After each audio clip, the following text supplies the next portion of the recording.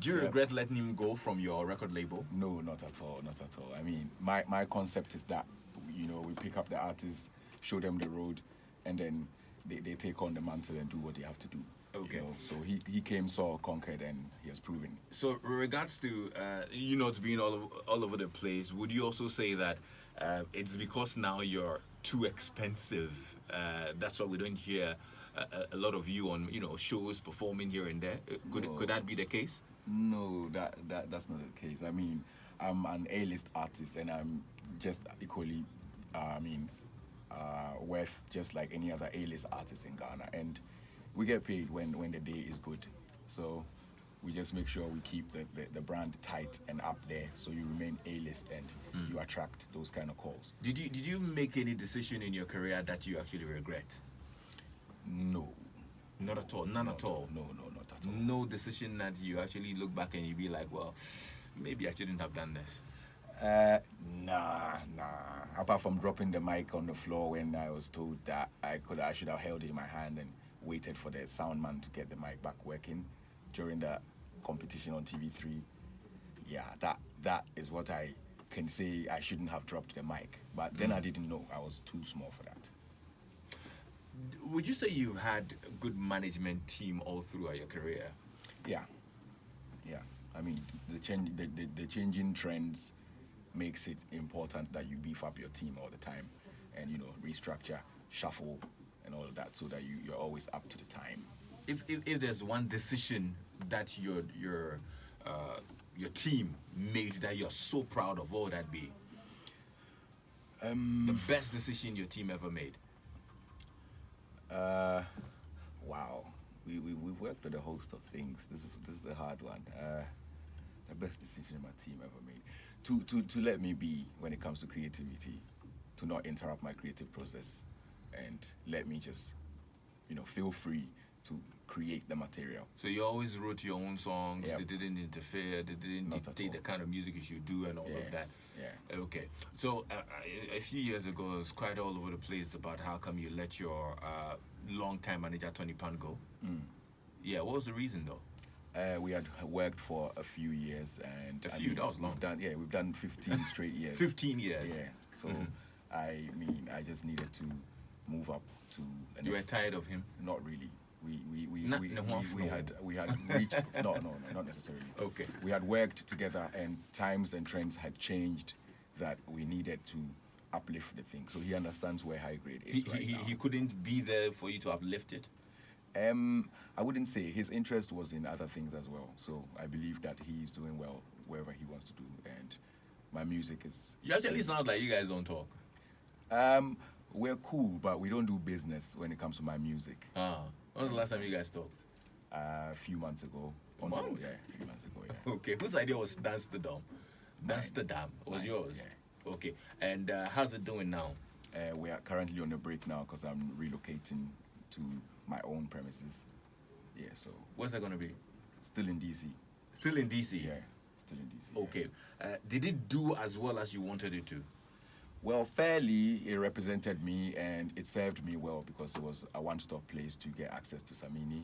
So then, if you were looking for me for any type of business and you went in there, you could reach somebody that would readily attend to you and do something with you. But business-wise, it wasn't paying me. I was taking care of the place. Oh, it wasn't paying you? No. Anybody that is into hospitality or is into restaurants and all of these things will tell you that if you don't own the premises, your money will go back into running the place, and then you wouldn't get profit take home.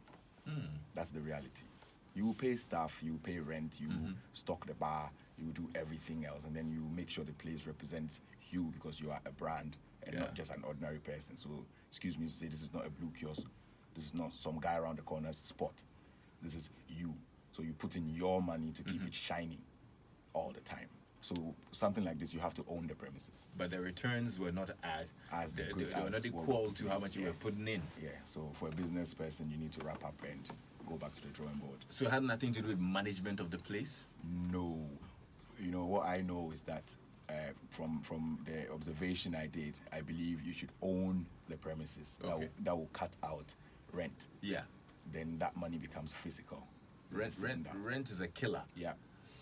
We're also getting business advice here from Samini on the show, honestly. And so, what you plan on, putting up your own house and still making sure DanceStardom survives? The premises is there already in Dansuman. We own places in Dansuman. Okay, so you're now one of moving. the- Oh, you own a lot of properties in Dansuman. Dansuman is where I grew up in. I have That's family. right. I have my I like the sound of parents' that. home. I have my cousins' homes and stuff. We have places in Dansuman that I can do DanceStardom without paying rent. Okay. So whatever happens, Dansuman will know where the location is. But I know that any Dansuman person that's listening knows where I'm talking So about. you've not given up on DanceStardom. No, it's my baby. You're not giving it to Tony Pan to run. DanceStardom is my baby. Dance plus stardom Yeah. is what gave me DanceStardom. Okay. You understand? So I came with dancehall, and then I got stardom off of it. Then this is the change I got, and I put it into this. So it was just a concept that I had. So who's managing it now? It's currently on a hold. On the whole, Yeah. and nobody because has. No, Yeah. we're not doing anything with it right now. So every property, everything that we own there is kept for us to move to The where new we're going place. now. Yeah. So seeing as you put in a lot of money and rent was killing it sort of, would you say it's a decision you regret taking? No, because it's a start of a brand, and you have major brands today in the world that would tell you their beginnings, and you would be inspired by their stories.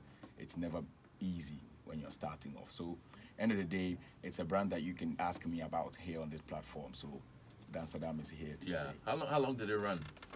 We went for 3 years straight, and on to the 4th year, because I had taken the place for a 10-year lease, Okay. and I had paid advance for a certain period of time. So after that, exhausted, and then after I started paying the rent again in cash, without getting profit from the place, Yeah. I realized how it felt. Yeah. Paying in advance and stacking all the cash down there wasn't so difficult because you were starting up and you Yeah. wanted the thing to work. But Yeah. now looking at the papers, taking advice from your accountant and everything, you realize that, okay, here's what's going to be. Are you trying to keep a place like a monument and just keep polishing it up with your own money just so it looks nice? Or are you trying to make money? If Okay. this is business, let's revisit the drawing board and come back. Was that your first attempt at anything aside music business? Anything public like that, yeah. But you had, Investments other here and there. investments Investments on here the and there. side. We're I don't know. numbers. Now you're doing farming as well. I Yeah, saw a I've been video of doing you that. going up there with acres of land and all of that. What exactly are you into now? High grade farms is into anything agriculture. So we've been growing some pepper, onions, and other stuff up north, but we're looking at expanding into other areas. So basically, the idea of inspiring young people to know that farming is not beyond the cool guy, and it's actually cool to be a farmer.